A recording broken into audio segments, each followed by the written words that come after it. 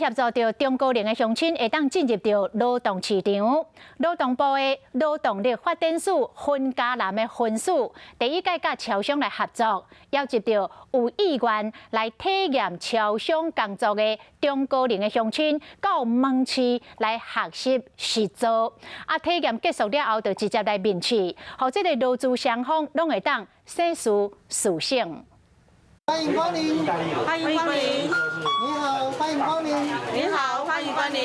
因为就业市场欠劳工甲劳动力高龄化的趋势，劳动部劳动力发展署分嘉南分署头一摆甲超商合作，办本土店长体验的招募活动，来到民雄的市区或者中高龄要找头路的人现场体验，免怎甲人客服务。 那由他们先来职场试验体验看看，如果觉得还不错，那业者观察，他也适合来门市超商这边工作，那双方就可以直接面试哈。因为中高龄的人较稳定，嘛较会堪要忍耐，较有责任感，真适合门市的服务人选。拍什么办11场的体验加招募活动？煮咖啡现在都真的是一指神通，也很简单。 拍什么找头路的乡亲表示讲，这款的体验是真难能可贵的经验，嘛会使创造劳资双赢的局面。